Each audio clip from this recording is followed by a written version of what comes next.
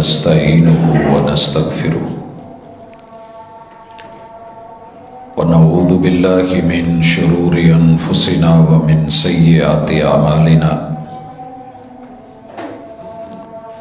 من يهده الله فلا مضل له ومن يضلل فلا هادي له وأشهد أن لا إله إلا الله وحده لا شريك له وأشهد أن محمدا عبده ورسوله صلى الله عليه وسلم أما بعد فإن خير الحديث كتاب الله وخير الهدي هدي محمد صلى الله عليه وسلم وشر الأمور محدثاتها وكل محدثة بدعة وكل بدعة ضلالة وكل ضلالة في النار. أعوذ بالله السميع العليم من الشيطان الرجيم. رب اشرح لي صدري ويسر لي أمري واحلل عقدة من لساني يفقهوا قولي.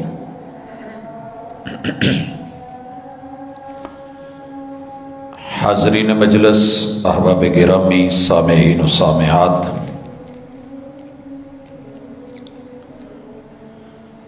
اللہ الرحمن نے خود کو غنی بنایا ہے اور کسی کا محتاج نہیں رکھا۔ اللہ کی صفتوں میں سے ایک بہت بڑی صفت یہ ہے اللہ الصمد، کہ ہمارا رب بے نیاز ہے اور جتنی بھی مخلوقات بنائی ہیں ان سب کو ضرورت کے ساتھ جوڑ دیا ہے، وہ محتاج ہیں۔ اللہ کی ذات غنی ہے۔ یا ایھا الناس انتم الفقراء الی اللہ، تم سارے فقیر ہو، تمہارا رب غنی ہے، بے نیاز ہے۔ ضرورت توڑ دیتی ہے غرور بے نیازی کو، نہ ہوتی حاجت تو ہر بندہ خدا ہوتا۔ اللہ نے اس روئے زمین پر انسان کی جو 5 بنیادی ضرورتیں رکھی ہیں، ان میں سر فہرست جان ہے، کیونکہ جان ہے تو جہان ہے۔ دوسرے نمبر پہ اس کے لیے کھانے پینے کا سامان ہے جسے ہم مال کہتے ہیں۔ تیسرے نمبر پہ اللہ رب العزت نے نسل رکھی ہے تاکہ یہ آگے بڑھتا رہے، پھلتا رہے، پھیلتا رہے اور پھولتا رہے۔ چوتھے نمبر پہ اللہ نے عزت، ناموس اور احترام کو رکھا ہے، اور یہ ملتا ہے دین سے، اس لیے دین بھی بنیادی ضرورت ہر دور میں اللہ نے رکھی ہے۔ انسان اپنی مرضی کرے، انسان کی سوچ محدود ہے۔ انسان انسانوں کو جینے کی گارنٹی نہیں دے سکتا، کیونکہ اس کی کوشش ہوتی ہے کہ میں جیوں باقی بے شک سب مر جائیں، اللہ نہ کرے کہیں ایمرجنسی ہو، بھگدڑ ہو، تو یہ سب سے پہلے اپنے آپ کو بچاتا ہے۔ لہذا رب نے اصول، قاعدے اور ضابطے، قانون اپنے پاس رکھے اور انہیں آسمان سے نازل کیا۔ اس حوالے سے مرشد کائنات، محبوب اعظم، امام الانبیاء محمد الرسول اللہ صلی اللہ علیہ وسلم پہ جو وحی نازل ہوئی، اس میں ہماری معیشت کو، ہمارے معاش کو، کاروبار کو، خرید و فروخت کو، لین دین کو، ضروریات زندگی کو کس طریقے سے پیش کیا گیا ہے، یقیناً پوری دنیا میں وہ منفرد ہے، ممتاز ہے۔ صدیوں کی جنگیں 2 نظاموں پہ عموماً چل رہی ہیں۔ ایک کامنزم پہ کہ سب انسان برابر ہیں، لہذا ان کی ضروریات بھی برابر ہیں. ان کو روٹی کپڑا اور مکان کی ضرورت ہوتی ہے، یہ دے دیا جائے. روٹی بھی اتنی کہ جتنی یہ 3 ٹائم 2 ٹائم قوت لا یموت زندہ رہ سکے، اور کپڑا بھی اتنا کہ جتنا اسے ضرورت ہو. وہ کم سے کم کرتے کرتے دنیا جہاں پہنچ گئی ہے آپ اور میں جانتے ہیں. اور تیسرے نمبر پہ رہنے کے لیے ایک چھت. انسان ایک چارپائی کی جگہ جتنی جگہ لیتا ہے، جتنی جگہ لیتا ہے بس اسے اتنی جگہ چاہیے، باقی تو فضول ہے. لہٰذا ایک کمرے میں اگر چھت 12 فٹ پہ ہے تو 3 یا 4 منزلہ چارپائیاں بنا دی جائیں، جگہ کم سے کم استعمال ہو، باقی سب بیکار ہے. انسان برابر ہے، محنت کریں، کمائیں اور اسٹیٹ کو دیں. اس کے اوپر خون بہائے گئے، جنگیں لڑی گئیں اور سرخ آندھیاں چلی. آجر اور اجیر کے درمیان، مالک کے درمیان اور اس کے ماتحت کام کرنے والوں کے درمیان، باس اور اس کے کرندوں کے درمیان یہ جنگ چھڑی ہوئی آج تک ختم نہیں ہوئی، کیونکہ جو اصول ہے وہ بندوں نے بنایا تھا. دھڑام سے گرا. مد مقابل سرمایہ دارانہ نظام وہ اس سوچ کو لے کے آیا کہ ہم آزاد ہیں، جو چاہیں جتنا چاہیں جیسے چاہیں، حلال حرام کوئی امتیاز نہیں، جس کو مرضی مار کے چاہیں تلک. جس سسٹم نے عزت کے ساتھ روٹی روزی اور بندوں کی ضرورتیں پوری کرنی ہے وہ اسلام کا معاشی نظام ہے.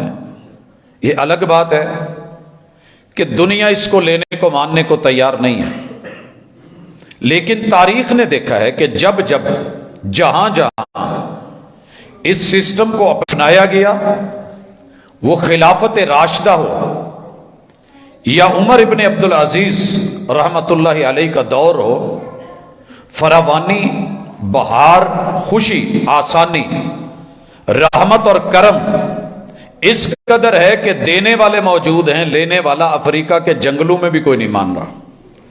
اور یہ کوئی کہانی یا داستان یا قصہ نہیں ہے، بلکہ وہ حقیقت ہے جو دنیا نے دیکھی ہے. حضرات، اس نظام کے حوالے سے سب سے پہلی چیز اور گزارش، میرے مرشد نے مال کو انسان کی ضرورت قرار دیا ہے، راہب نہیں بنایا. لا رہبانیت فی الاسلام، یہ نہیں کہا کہ جناب مال نکال دو، پھینک دو، ختم کر دو. انسان کی ضرورت ہے اور اسے ضرورت رکھا گیا. جب لفظ ضرورت بول رہا ہوں تو ذہن میں رہے کہ ضرورت ضرر سے ہے. ہر وہ چیز جو نہ ملے اور نہ لینے پہ نقصان ہو ہم اس کو ضرورت کہتے ہیں. پانی ہماری ضرورت ہے بنیادی، اگر ہم نہیں پیتے تو ضرر، نقصان ہوتا ہے، ڈی ہائیڈریشن کی طرف جاتے ہیں، موت کے منہ میں چلے جاتے ہیں. مال بنیادی ضرورت ہے. اب سوال یہ ہے کہ اسے لیا کہاں سے جائے؟ اللہ نے آسمان سے رزق کو اتارا اور اسے زمین سے جوڑ دیا. سب سے پہلے وہ چیز جو غلے، اناج، سبزیوں اور باغات کی شکل میں اللہ رب العزت زمین سے پیدا کرتے ہیں. اسی طرح وہ چیز جو زمین کے اندر پہلے لوگ مال دفن کر گئے، انہوں نے وراثت نہیں دی، تقسیم نہیں کیا، سنبھال کے رکھا تھا، لیکن وہ مال وقت کے ساتھ، حالات کے ساتھ، وہ دفینہ، وہ رکاز ان کے ساتھ وفا نہیں کر سکا. یہ لوگ مر گئے، حالات، زلزلے جو بھی ہوا، مال دب گیا. یہ اگر ملتا ہے تو اس کے استعمال میں لانے کا طریقہ شریعت نے بتایا. اسی طرح زمین میں چھپی ہوئی معدنیات، سونا، چاندی، دھاتیں، تیل، دیگر ذخائر، اور پھر اس زمین سے پیدا ہونے والے وہ معاملات اور وسائل کہ جن پہ تجارت ہوتی ہے، یا انسان زمین پہ فیکٹری لگا کے دیگر چیزیں کر کے اس سے کماتا ہے، اور ایک وہ چیز کہ انسان اس زمین پہ جن جانوروں کو چراتا ہے، کھلاتا ہے، پلاتا ہے، پالتا ہے، تو شریعت نے موٹے موٹے یہ مال کے جو ذرائع ہیں ان پہ بات کی ہے۔ پہلا اصول یہ دیا ہے کہ اپنی ضرورت کو ضرورت رکھنا، ضرورت رب کلی والے فقیروں کی بھی پوری کر دیتا ہے، اسے خواہشات میں نہ بدلنا، کیونکہ مال کی خواہش انسان کو دیوانہ کر دیتی ہے، باولا کر دیتی ہے۔ اور یہ مال اور بنون دنیا کی زینت ضرور ہے، مگر آزمائش بھی ہیں، امتحان بھی ہیں، ابتلا بھی ہیں اور فتنہ بھی ہیں۔ وَلَنَبْلُوَنَّكُمْ بِشَيْءٍ مِّنَ الْخَوْفِ وَالْجُوعِ وَنَقْصٍ مِّنَ الْأَمْوَالِ وَالْأَنفُسِ وَالثَّمَرَاتِ، کبھی رب دے کے آزماتا ہے، کبھی ان کی کمی دے کے آزماتا ہے۔ ہم نے کیا کرنا ہے؟ تو فرمایا کہ حلال کماؤ، قیامت کے دن سوال ہوگا ان مالہ من این اکتسب، تیرے کمانے کے ذرائع کیا ہیں؟ ذریعے کے اوپر، وسائل کو پانے کے طریقہ کار پہ اسلام نے بڑی عمدگی کے ساتھ بات کی ہے۔ کہا کہ محنت کرو، اور جو محنت کرو گے تو رب تمہاری محنت رائے گا نہیں کرے گا۔ حلال طریقے سے کماؤ، اس میں دھوکہ نہیں ہو، غرر نہیں ہو، فراڈ نہیں ہو، ڈاکہ نہیں ہو، چوری کر کے نہیں لیا جائے، لوگوں کو دھوکے کے ساتھ دو نمبری کر کے، پیپر ورک کر کے مال مت کمایا جائے، چرایا مت جائے، ڈاکو بن کے مت چھینا جائے۔ یہ سارے ذرائع کے ساتھ جو حرمت کی راہیں تھی وہ دکھا دیں کہ ملاوٹ بھی نہیں کرنی، ملاوٹ بھی نہیں کرنی، جوئے سے نہیں کمانا، کہ آسان طریقے سے بیٹھو، لاٹریاں نکالو، گھٹنے پہ گھٹنا رکھو، آلتی پالتی مارو، مزے سے بیٹھو، مال کے اوپر ادھار دے کے پرافٹ نہیں لینا، کیونکہ آپ سائلنٹ پاور بن کے، خاموش ایک حصہ بن کے پیسے پہ پیسہ کما رہے ہیں، اور دوسری طرف ایک ضرورت مند آپ سے لے رہا ہے، تو سود ہے، حرام ہے۔ تجارت کرو، بتا کے، دکھا کے، خریدا ہوا مال کوئی نقص ہو تو پہلے بتاؤ، اگر کوئی پرابلم نکل آتی ہے تو واپسی کا امکان رکھو، جھوٹ نہیں، دیانتداری سے کیجئے۔ جو یہ کام کر کے پیسہ کمائے گا، دنیا میں بھی عزت کل قیامت کے دن انبیاء و شہداء کے ساتھ اور صدیقین کے ساتھ ہوگا۔ حضرات موٹے موٹے طریقے بتائے، حلال چیزوں کا کاروبار کرنا ہے، اور پھر جو پیسہ کمانا ہے وہ بھی حلال ذرائع سے کمانا ہے۔ پھر جس مال کو خرید کے منہ میں لقمہ بنا کے پیٹ میں ڈالنا ہے، وہ بھی اللہ کی طرف سے اس کی اپروول ہو، کمپنی نے اس کی اجازت دی ہو، وہ تمہارے لیے سوٹیبل ہو، پھر اس کو لقمہ بنانا ہے اور کھانا ہے۔ اگر عبادت میں بھی استعمال کرنا ہے تو مال حلال۔ یاد رکھیے، اگر حرام کمایا گیا، ساری عبادتیں، ساری ریاضتیں، ساری دعائیں، مسافر کی دعا اللہ رد نہیں کرتے، بندہ سفر پہ ہے، دعا کے آداب میں ہاتھ اٹھانا ہے، اور یہ ہاتھ اٹھا کے اونچے اونچے ہاتھ کر کے یوں کہہ رہا ہے، یا رب یا رب، اللہ کے ذاتی صفاتی نام لے کے مانگنے سے بھی رب جو ہے وہ دعا رد نہیں کرتے۔ یہ رب کے نام لے رہا ہے، اسماء حسنہ سے مانگ رہا ہے، لیکن مسئلہ کیا ہے؟ مطعمہ حرام، مشربہ حرام، ماکلہ حرام، ملبسہ حرام، کمانا حرام کا، پہننا حرام کا، کھانا حرام کا، پینا حرام کا، وغذی بحرام، اس کا گوشت پوست جو بنا ہے وہ بھی حرام کا۔ فأنا یستجاب لہ، اس بد نصیب کی دعا کو رب کیسے سنے؟ سگی ماں لتڑے ہوئے گندے برتن میں سالن ڈال کے نہیں دیتی، تو رب اس گندے وجود کے اوپر اپنی رحمت کیسے کرے؟ یہ بتایا گیا۔ اس اساس کے بعد آگے چلیے، کن چیزوں سے کمانا ہے، کیسے کمانا ہے؟ کیا ساری زندگی سرمایہ کو اپنا ٹارگٹ بنا لے؟ فرمایا نہیں، اتنا کما جتنا یہاں رہنا ہے، لیکن اگر تو کما لیتا ہے اور اس میں سے جو جائز لوگوں کا حق ہے اس کو نکال کے مال کو پاک کر لیتا ہے تو بے شک جتنا مرضی سرمایہ بنا لے، ہم اس کے اوپر نہیں، لیکن قارون مت بننا، کیونکہ قارون کو ہم نے اس دنیا میں، قارون یہ ہے کہ خزانہ جمع کرے، غریبوں کا حق نہیں دے، مال پہ فخر کرے، اور مال کو یہ کہے کہ میرے اوپر تو اللہ کا کرم ہے، مجھے رب نے اتنا دیا ہے جی، اگر میرے ساتھ رب ناراض ہوتا مجھے کیوں دیتا؟ وہ تو رب نے قارون کو بھی دیا۔ اور پھر نمائش اور اکڑ، فخر اور غرور اور تکبر اور میں آ جائے تو یاد رہے کہ اللہ نے جب وہ مال لے کے اور خزانے کی چابیاں لے کے نکلا تھا تو بڑے سارے لوگوں نے تمنا کی تھی کاش ہماری بھی کمائی اتنی ہوتی، دولت اتنی ہوتی، لیکن رب نے زمین کا منہ کھول کے دھسا کے بتایا کہ مال دولت ہی سب کچھ نہیں ہے۔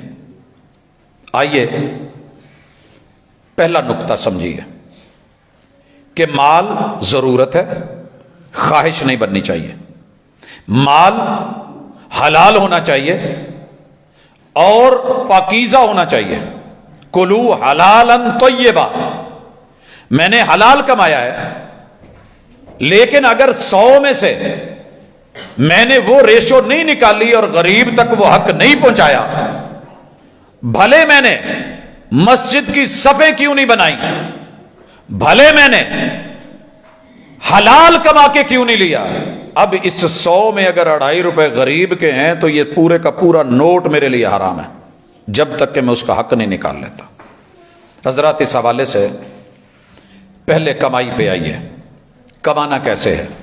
دھوکہ نہیں دینا، اللہ نے جس چیز سے منع کیا ہے وہ کام نہیں کرنا، دھوکے میں بے غرر ہے، مال دکھایا نہیں، سٹاک پڑا ہوا ہے وہیں پہ ایکسچینج ایک سے دوسرے، دوسرے کے تیسرے نام ہو رہا ہے، خود زمین ہے، پراپرٹی خریدی ہے، میں نے ٹوکن دے دیا ہے، بیانے کا ٹائم لے لیا ہے، اور اس دوران میں نے ڈبل ریٹ پہ آگے بیچ دیا، اس کی ملکیت میری ہوئی نہیں لیکن میں نے اس کو آگے سیل کر دیا ہے، یہ ہم میں چل رہا ہے، بے برکتی، حرام، غیر شرعی کام ہے، جب تک وہ چیز میری ملکیت نہیں ہو جاتی میں تب تک اسے آگے سیل نہیں کر سکتا۔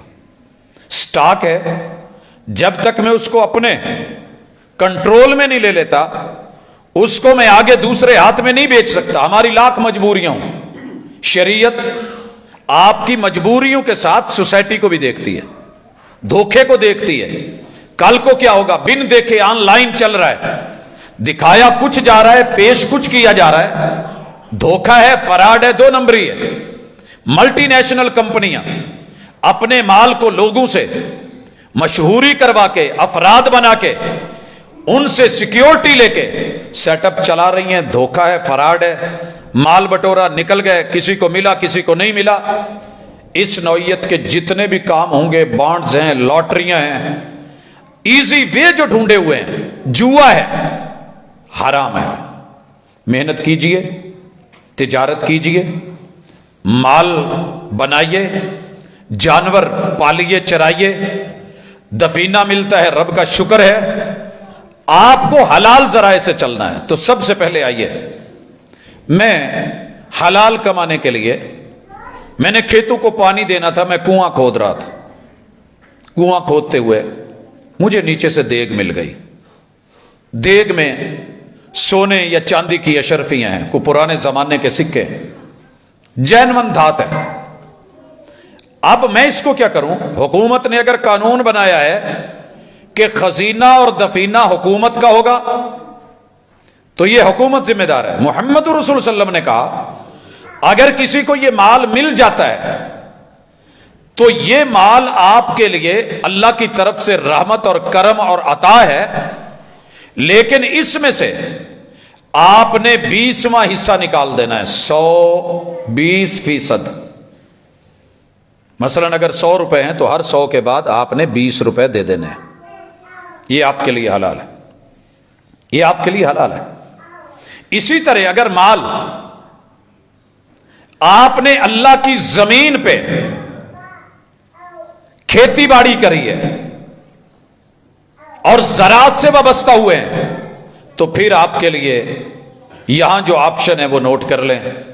پہلا، اگر آپ بارانی زمین ہے، بس بیج پھینکا ہے، بارش ہوئی ہے، طبی طور پہ قدرتی ہو گیا ہے، جیسے بکر لیا کے چنے، چھولیا ہے ہمارے پاس آتا ہے، تو کہا کہ یہ بڑی آسانی سے کمائی گئی ہے، آپ نے 10% دینا ہے، 10واں من، ہر 10 من کے بعد 1 من، 100 کے بعد 10 من آپ کا، اسے ہم عشر کہتے ہیں۔ اگر آپ نے محنت کی ہے، ٹھیکے پہ لی ہے، بٹائی پہ لی ہے، مزاربت پہ لی ہے، خرچے کیے ہیں، کھادے ہیں، سپرے ہے، تو سارے خرچے نکال کے جو بچے گا اس میں سے آپ نے 20واں من دینا ہے، اسے ہم کہتے ہیں 5%، 20واں من، 100 کے بعد 5 من آپ دیں گے، 5% آپ کا ہو گیا۔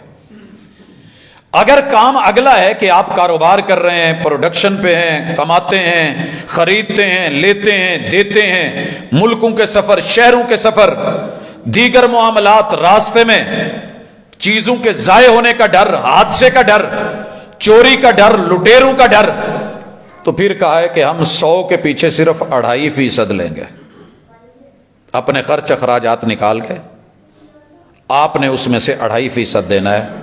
لیکن ایک اور شرط بھی ہے، وہ ہے کہ آپ کا مال سوائے فصل کے، غلے کے یا سبزیوں اور پھلوں کے، باقی جو 3 مال ہیں جن میں آپ نے جانور، پالتو نہیں، پالتو جانور پہ کوئی زکوٰۃ نہیں، آپ نے ریوڑ لیے ہیں، پہاڑوں پہ چرائے ہیں، وادیوں میں چرائے ہیں، پانی جو ہے وہ قدرتی چھپڑوں جوڑوں سے پی لیتے ہیں، ندی نالوں سے استعمال کرتے ہیں، ان کے اوپر آپ کی زکوٰۃ ہے مخصوص۔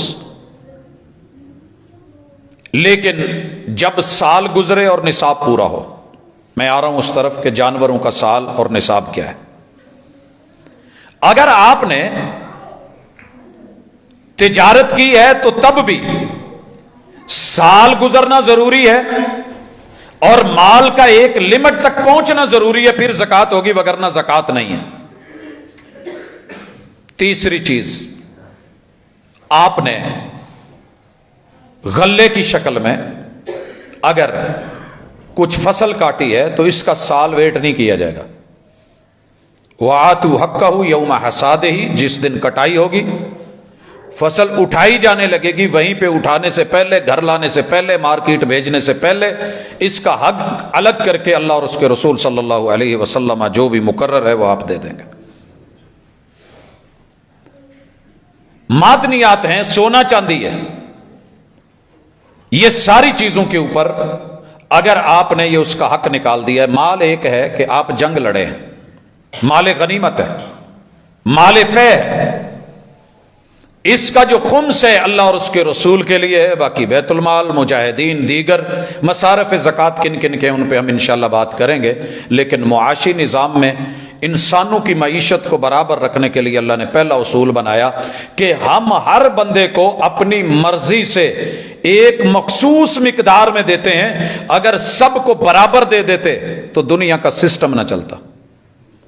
پھر گاڑی کے اندر کون بیٹھتا، نیچے کون اترتا، پنکچر کون لگاتا، مکینک کون ہوتا، پھر سارے چودھری ہوتے، پھر دنیا کے سسٹم نہ چلتے۔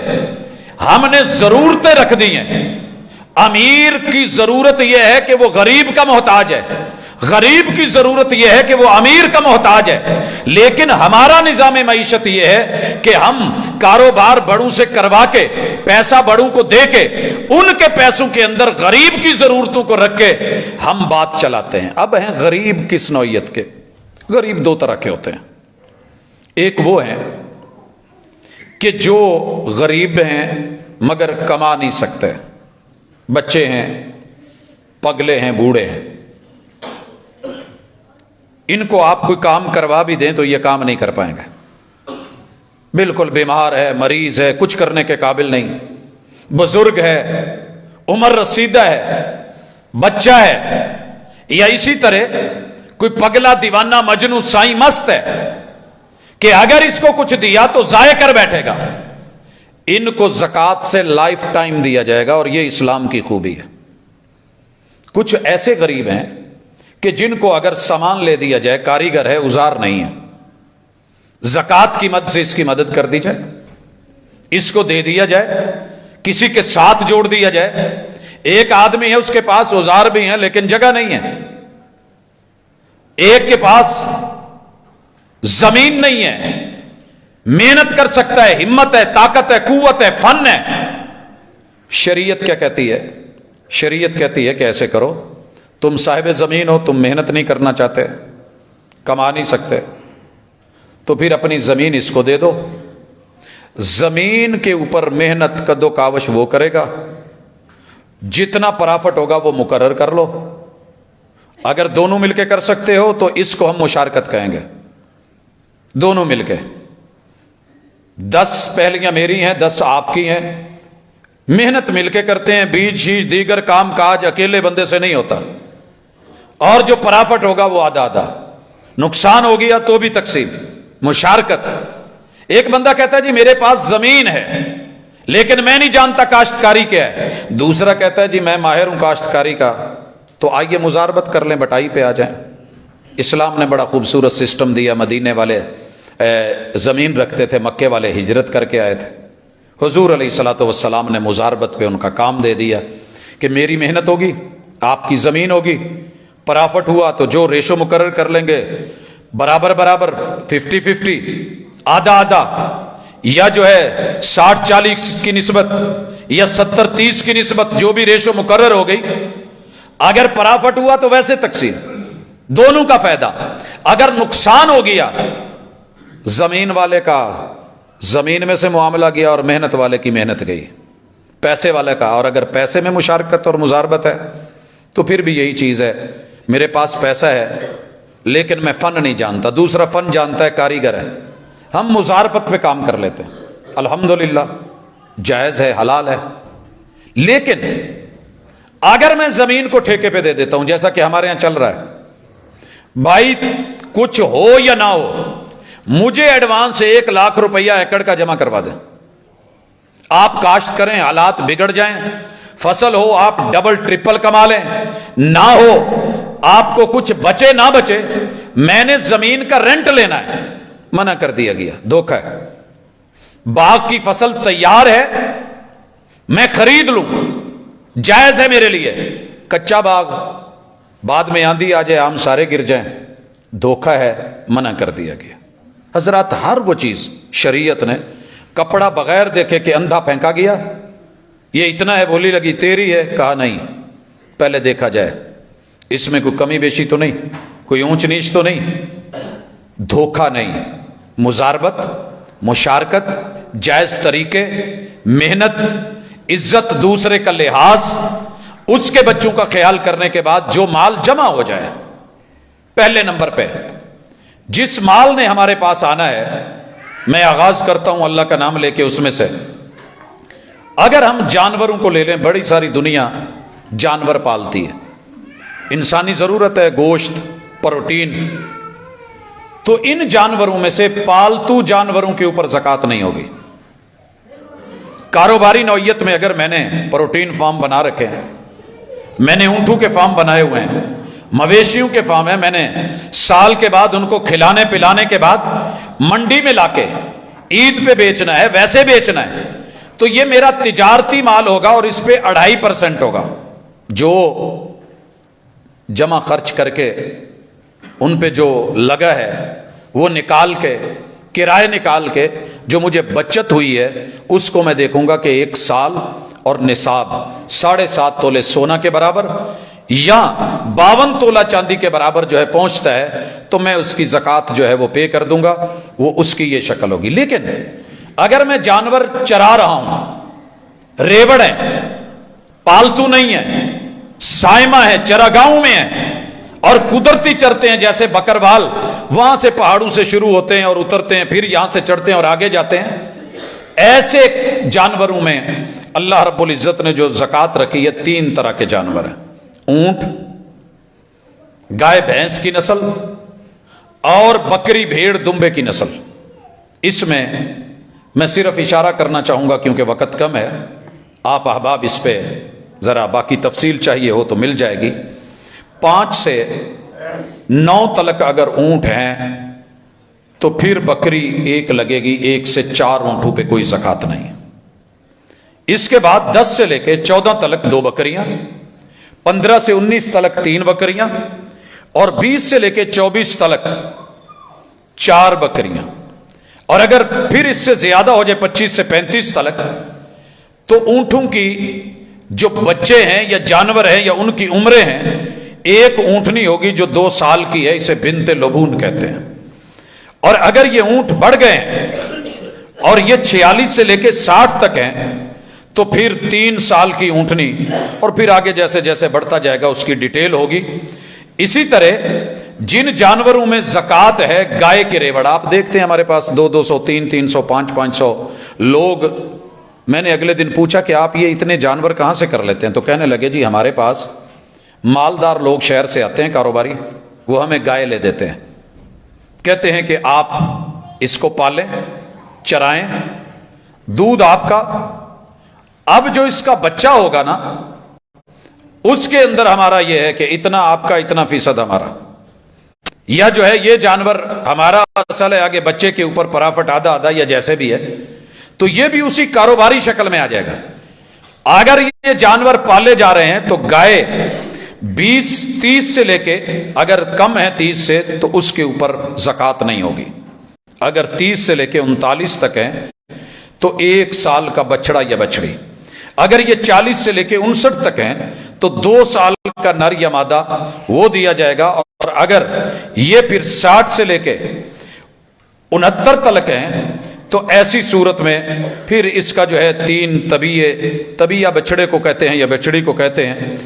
اونٹوں کی طرح یہاں بھی ایک مقدار مقرر ہے، جس نے اس کے بارے میں تفصیل لینی ہو وہ مل جائے گی۔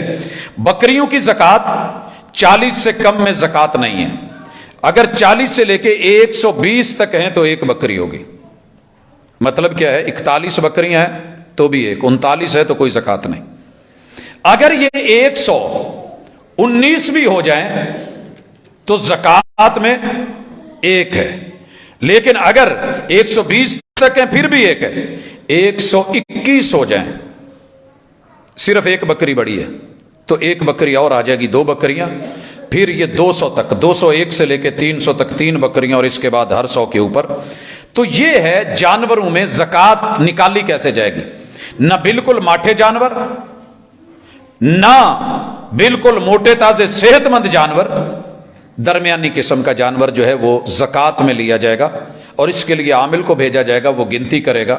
اور عامل یہ نہیں کہے گا مال میرے پاس لے کے آؤ اور یہ اپنے گھر بیٹھا رہے، جہاں مال ہے، جہاں سٹاک ہے وہاں پہ جایا جائے گا، اور پھر جا کر کے اس کے جو ہے وہ احکام و مسائل وہ اس کے ساتھ جڑے ہوئے ہیں۔ اسی طرح جو ہمارے ساتھ سونا اور چاندی ہے، یہ آپ جانتے ہیں، سن رکھا ہے کہ 7.5 تولے سونا 87 گرام کے لگ بھگ زکوٰۃ ہے۔ اگر اس سے کم ہے تو زکوٰۃ نہیں ہے، اس سے 1 رتی بھی اوپر چلا جائے تو زکوٰۃ ہے، اس سے 1 رتی کم ہو جائے تو زکوٰۃ نہیں ہے۔ اکثر لوگ پوچھتے ہیں جی ہمارے پاس پہننے کا زیور ہے، زکوٰۃ ہے یا نہیں؟ رسول اللہ صلی اللہ علیہ وسلم نے اس کی بابت جو سزا سنائی اور جو وعید بتائی اس سے پتہ چلتا ہے۔ کچھ لوگ کہتے ہیں کہ نہیں اس پہ زکوٰۃ نہیں ہے جو پہننے کا زیور ہے، لیکن صحیح بات اور راجح بات یہی لگتی ہے کہ اس پہ ہے۔ اب ایک آدمی کہتا ہے جی میرے پاس 8 تولے سونا ہے، میں نے پچھلے سال زکوٰۃ دے دی، اس سال دوں کہ نہیں؟ اگر تو آپ نے زکوٰۃ دی ہوتی سونے کی، سونے سے کٹوایا ہوتا اور وہ 7.5 تولے سے کم ہو گیا ہوتا تو زکوٰۃ ہے ہی نہیں، زکوٰۃ ہے ہی نہیں۔ اگر آپ نے پیسے سے دیا اور اسے بچایا ہوا ہے تو بہرحال علماء کرام سے بھی فتویٰ لیں اور اپنے دل سے بھی پوچھیں۔ میں راجے یہی سمجھتا ہوں یا تو اسے 7.5 سے کم کر لیا جائے تاکہ ہیلے بہانوں کے چکر میں بندہ نہ آئے۔ اور اسی طرح چاندی 52 تولے۔ اب سوال یہ ہے کہ حکومت وقت نے اس سال 1,03,000 پہ زکوٰۃ رکھی ہے چاندی کا ریٹ نکال کے، سونے کا کیا معاملہ ہے بھائی؟ علماء تشریف فرما ہیں، اہل علم موجود ہیں دنیا میں زندہ ہیں، وہ اس کے اوپر اجتہاد کرتے ہیں۔ پہلے زمانے میں دونوں چیزیں بطور کرنسی چلتی تھی، درہم اور دینار۔ دینار کا بھی کاروبار ہوتا تھا، درہم کا بھی۔ جب درہم کا ہوتا تھا اور درہم چاندی ہوتی تھی تو 52 تولے پہ زکات۔ اگر میرے پاس دینار 7.5 تولے پہ چلے گئے ہیں، 20 دینار یا 200 درہم، تو پھر سونے کی زکات سونے سے نکلتی تھی۔ آج چاندی رائج الوقت سکہ نہیں ہے، یہ میری اپنی سوچ ہے، واللہ تعالی اعلم۔ رائج الوقت سکہ ہمارے پاس اس وقت سونا ہے جو ہمیں رسید اس کے بدلے میں دی جاتی ہے کہ اتنا سونا میرا بینک میں پڑا ہے اور عند المطالبہ مجھے جو ہے وہ بینک دولت پاکستان دے گا۔ تو لہٰذا جب یہ ہے تو زکوٰۃ کو بھی اسی بنیاد پہ رکھنا چاہیے۔ باقی میرا رب جانتا ہے، اگر کوئی محبت سے اور پیار سے چاندی کے پہ دیتا ہے تو شریعت میں موجود ہے، دینا چاہیے، اچھی بات ہے، تاکہ غریبوں کو تھوڑے کے اندر دے کے بھی ملے۔ اور میں نے اس میں والد صاحب کی مثال کئی مرتبہ دی ہے کہ سال کے بعد ان کا اگر چاندی کا بھی نصاب نہیں ہوتا تھا،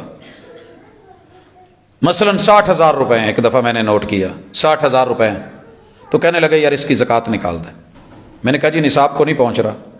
کہتے بات نصاب کی نہیں ہے، بات ہے کہ رب نے مجھے دیا ہے، میرے پاس پڑا ہے، اس کی زکوٰۃ نکالو جتنی بنتی ہے۔ تو اگر آپ دینا چاہتے ہیں، بے شک وہ نصاب کو نہیں بھی پہنچا، وہ آپ کی محبت ہے، وہ آپ کا پیار ہے، وہ غریبوں سے آپ کا ایک تعلق ہے، اس کا اجر آپ کو صرف اللہ دے گا۔ اور اس کی دلیل، ایک آدمی کے اوپر زکوٰۃ تھی ایک اونٹنی کی، بنت لبون 2 سال کی، جو عامل نے مقرر کی۔ تو وہ جو مالک تھا وہ کہنے لگا، اس نے سارے اونٹ لا کے سامنے کھڑے کر دیے، کہنے لگا یہ بھی دیکھ، یہ بھی دیکھ، یہ بھی دیکھ، محبوب نے آپ کو پہلی دفعہ بھیجا ہے، آپ زکوٰۃ لینے آئے ہیں، تو یار میرا دل کر رہا ہے یہ جو موٹی تازی صحت مند اونٹنی ہے نا وہ لے کے جا۔ یہ بنت لبون پہ نہ تو سواری کر سکے گا، نہ یہ دودھ دینے کے قابل ہے، تو کرے گا کیا اس کا؟ مرشد نے منگوائی ہے، زکوٰۃ کا کہا ہے، تو یار یہ لے کے جا۔ عامل نے کہا نہیں مجھے اس چیز کی اجازت نہیں، میں یہ نہیں لینے والا۔ اللہ اکبر، عامل ہوں تو ایسے ہوں۔ آج ہمارے بھی نمائندے ہیں، ہماری بھی زکوٰۃ کی ماشاءاللہ عشر کی کمیٹیاں ہیں۔ اس بندے نے کہا کہ میں نے دینا ہے، خوشی سے دے رہا ہوں، کہا میں نہیں لینے والا۔ پھر پتہ چلا کہ حضور کہیں قریب ہیں، تو اس نے وہ اونٹنی لی، ساتھ چلا اور محبوب علیہ الصلوۃ والسلام کے پاس آ کے سارا مسئلہ بتایا۔ حضور نے کہا کہ ہماری طرف سے زکوٰۃ صرف بنت لبون ہے، وہ چھوٹی، لیکن اگر آپ یہ اپنی خوشی سے دینا چاہتے ہیں تو ہم قبول کرتے ہیں، اور اس کا اجر آپ کو اللہ دے گا۔ لہذا جو ضروری اور فرض ہے وہ اتنا ہے کہ آپ سونے اور چاندی میں سے جو اپنے نصاب کو پہنچے، مال تجارت آپ کے پاس ہے اور وہ بچا ہوا ہے، سال بھر پڑا رہا ہے، اس کے اوپر آپ کی زکوٰۃ ہے۔ اگر سال سے پیچھے، مثال لیجئے، بکریاں ہیں میرے پاس 40 تھی، میں نے زکوٰۃ دے دی، کتنی؟ ایک بکری، باقی میرے پاس رہ گئی 39۔ اب میرے اوپر ویسے ہی زکوٰۃ نہیں، مجھے کسی نے 60 بکریاں گفٹ کر دیں، ہبہ کر دیں، یا میں نے کوئی کام کیا مجھے اس کے بدلے میں مل گئی، جیسے وہ صحابی دم کر کے آئے اور 30 بکریاں ملی۔ اب ان کی تعداد کتنی ہو گئی ہے؟ 100 ہو گئی ہے، اس میں بکری لگتی ہے۔ کسی نے مجھ کو بکریاں دے دی 80، تعداد ہو گئی ہے 119، کیونکہ ایک بکری پہلے نکل چکی ہے، پھر بھی میرے اوپر زکوٰۃ ایک ہے۔ مجھے بکریاں دے دی کسی نے 100، تعداد نکل گئی 120 سے اوپر، اور یہ 6 مہینے کے بعد، ابھی سال نہیں ہوا تھا۔ تو اگر سیم جنس ہے تو فقہا کہتے ہیں کہ اس میں سے بھی زکوٰۃ سال پورا ہونے کے بعد دی جائے گی، بھلے بعد والی بکریوں کو 6 ماہ کیوں نہیں گزرے۔ لیکن اگر جنس الگ ہے، خیر یہ ان کی الگ چیز ہے، لیکن ہمارے پاس سال کا آپشن ہے۔ اگر آنے والے سال میں ان پہ سال پورا ہوتا ہے، میرے پاس وہ بکریاں موجود ہیں، وہ 60 ہیں، وہ 120 ہیں، وہ نصاب کو پہنچ رہی ہیں، تو میں اس پہ زکوٰۃ دے دوں گا۔ باقی رہ گیا وہ مال کہ جس پہ سال گزرا تھا، میں نے زکوٰۃ دے دی، اگلے مہینے میں میرے پاس اور سٹاک آ گیا، اس سے اگلے مہینے میں اور آ گیا، کرتے کرتے پورا سال 11-12 مہینے میرے پاس سٹاک آتا رہا ہے، اس پہ کیا کروں؟ شریعت کہتی ہے کہ اگر تو آپ کے پاس मजबूत हिसाब है तो जनवरी वाले की ज़कात आप जनवरी में दे दें, रमज़ान ज़रूरी नहीं है। फरवरी वाले की फरवरी में दे दें। अगर निसाब को पहुंच रहा है तो आने वाले साल में, जैसे हम साल साल लेते रहते हैं, हर माह लेते हैं, हर दिन लेते हैं, निकालते हैं, आ रहा है जा रहा है, हिसाब रखिए, उसी हिसाब से निकालिए। लेकिन अगर नहीं तो फिर ओवरऑल, जैसे हम देखते हैं आजकल बैंक जो हैं वो रुके हुए हैं, काम नहीं कर रहे। इसी तरह काफ़ी सारे दोस्त अहबाब हमने उनको देखा है कि माशाल्लाह वो 3-4 दिन काम रोक लेते हैं और अपना स्टॉक जो है उसको चेक करके उसके बाद पिछले साल कितना था, अब कितना हुआ है, देना कितना है, लेना कितना है, तो उसकी वो ज़कात बना के निकाल देते हैं। हम अपनी भी तो छुट्टियां करते हैं फौतगी पे, दीगर मसाइल में, तो ऐसे लोग भी हैं। इसके बाद अगला मामला है खेती बाड़ी और फसल। मैं इस पे बता चुका, दोबारा वजाहत कर दूं कि फसल की ज़कात तभी देनी है जब काटी जाएगी, थ्रेशर होगी, उठाए जाएगी।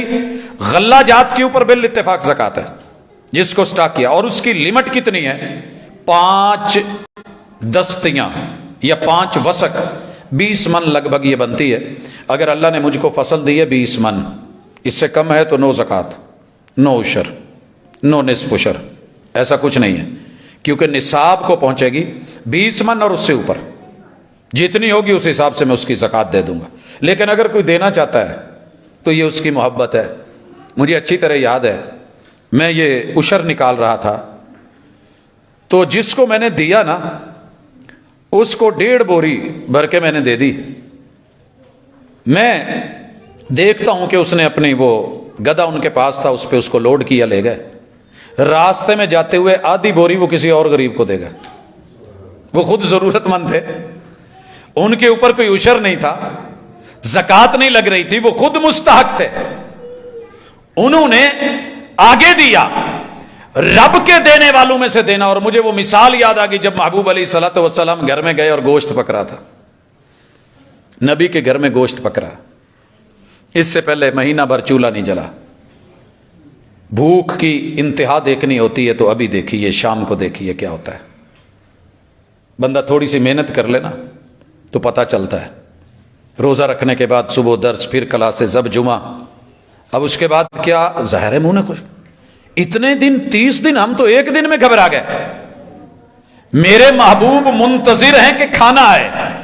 कुर्बान ना जाऊं उस घर के ऊपर, उन जरूरियात पे जो ख्वाहिशात में नहीं गए। ऊपर देखते तो मन सलवा उतरता, रब का शिकवा नहीं। देखते रहे, खाना पका भी, लगा भी लिया गया, खा भी लिया गया। और पका रही हैं सैयदा बरीरा, मेरे महबूब की गिफ्ट करदा सैयदा आयशा रज़ियल्लाहु ताला अन्हा की नौकरानी थी, गुलाम थी, मुगीथ की अहलिया थी। जब खाना खत्म हो गया, महबूब ने पूछा, भाई खाना पका है, हमें क्यों नहीं दिया गया?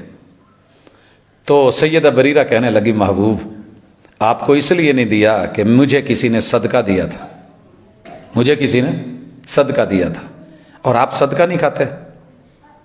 हमारा वाला मामला तो नहीं है ना, सब हजम। कहा आप सदका नहीं खाते, कहा कुर्बान जाऊं। मंजर, अल्लाह की कसम, जैसे मेरे महबूब को भूख थी। आज आप और मैं होते तो अपना घर उठा के ले जाते, घर बुलाते। लेकिन पूरे मदीने में ये सारा कुछ होते हुए भी आपने कहा, बरीरा जब आपको किसी ने दिया था वो सदका था, जब आपका मिल गया आपकी मिल्कियत हो गई। अब आपने पकाया है वो आपकी मिल्कियत है। अगर आप उसमें से मुझे कुछ दे देती तो वो मेरे लिए तोहफा होता, मेरे लिए तोहफा होता। ये थोड़े में से देना, ये दिल वाले देते हैं, हर बंदे से नहीं दिया जाता। लेकिन रब ने ऐसे रखा है। आपको पता है सदका फितर हर मर्द औरत बच्चे पे, हत्ता के माँ के पेट में भी है या उसी दिन पैदा हुआ है, फर्ज है, जिसे हम फितराना कहते हैं। और ये 2 मकसद के लिए, रोजे में कमी बेशी दूर करने के लिए, और तोमतुल लिल मिस्कीन, ईद के दिन अगर किसी के घर खाना नहीं बना तो इससे बुरे दिन क्या होंगे कि खुशी के दिन भी खाना नहीं बने, और मैं उसको स्टॉक कर करके, जमा कर करके दीगर कामों पे लगाऊं और लोग ईद के दिन भी भूखे रहें। मेरे मुस्तफा ने, मैंने ले लिया है, मैं जरूरतमंद था, लोगों ने मुझे दिया है, और मेरे ईद के खाने से वो बढ़ गया है, तो मैं भी अपने बच्चों का उसमें से निकाल के आगे दूंगा। ये फकीर होके भी क्यों नहीं है, جو فقیر ہے نا اس نے جو لیا ہے وہ بھی آگے دے گا. اور میں نے دیتے دیکھا ہے لوگوں کو. ہم مدینہ منورہ میں تھے تو ایک فیملی آئی, انہوں نے لیا. ایک اور جگہ, بلکہ وہاں تو سٹاک لگا ہوتا ہے نا, آپ کو جتنی ضرورت ہے وہ اٹھا لیں, مانگنے والا چکر نہیں ہے, راستے میں لگے ہوئے ہیں. آپ کا جو ہے ضرورت ہے, عید والے دن گھر کھانا نہیں ہے, چاول لے لیں جو ہیں اٹھا لیں اور جائیں پکا لیں جنس میں سے. تو یہ معیشت کا نظام, غریب کا خیال رکھنا کہ اس میں 20واں حصہ بھی, اس میں 10واں حصہ بھی, اس میں 5% بھی, اس میں 2.5% بھی, یہ اللہ تعالیٰ نے جو مقرر کیا ہے, زکوٰۃ رکھی ہے. یہ مال کے اندر تجارت کا مال ہو, مویشیوں کے اندر جو چرانے والا ہو, پالتو نہ ہو, اگر پالتو ہے کاروباری ہے تو وہ پھر مال تجارت میں آ جائے. اسی طرح فیکٹری ہے, اس کی پروڈکٹ, فیکٹری بنی ہے میری, 10 ارب روپیہ لگ گیا. یہ میں نے جو فیکٹری بنائی ہے, میں نے اس کو وائٹ منی کر کے زکوٰۃ دے کے بنائی ہے. یہ میرا صاف پیسہ ہے, پاکیزہ ہے, حلال مال ہے. اب جب اگلے سال ہے, اس کے ریٹ پہ, اس کی قیمت پہ زکوٰۃ نہیں ہوگی. میں اس سے نکال کے آ رہا ہوں پروڈکشن کیا ہے, آمدن کیا ہے. میں نے کروڑوں کا مکان بنایا ہے, رہائش کے لیے زکوٰۃ نہیں ہے, سواری ذاتی ہے زکوٰۃ نہیں ہے. لیکن اگر کاروباروں کے لیے, خرید و فروخت کے لیے میں نے پلاٹ خریدے ہیں, بلڈنگیں بنائی ہیں, پلازے بنائے ہیں, اس میں سے جو مجھے پرافٹ ہے, خرچ اخراجات نکال کر کے اس کے اوپر میری 2.5% زکوٰۃ ہوگی. حضرات یہ موٹے موٹے دین کے مسائل ہیں, تو ابھی بہت کچھ اور بھی, لیکن ان کے اوپر میں یہ مناسب سمجھتا تھا کہ حلال کمائیں, اور حلال طریقے سے, دھوکے سے نہیں, فراڈ سے نہیں, جوئے سے نہیں, سود سے نہیں, لاٹریوں سے نہیں, اور ادھر ادھر کی باتوں سے نہیں. باقی بڑے سارے مجھے پتا ہے کہ میں نے ابھی آپشن چھوڑے ہیں. تو جس بھائی کا جو سوال ہو وہ اس کو سوال کی شکل میں اگر پوچھ لے گا تو انشاءاللہ ہم اس کی ڈیٹیل دے دیں گے. اللہ تعالی ہمارا حامی و ناصر ہو. سبحانک اللہم و بحمدک اشہد ان لا الہ الا انت استغفرک و اتوب الیک.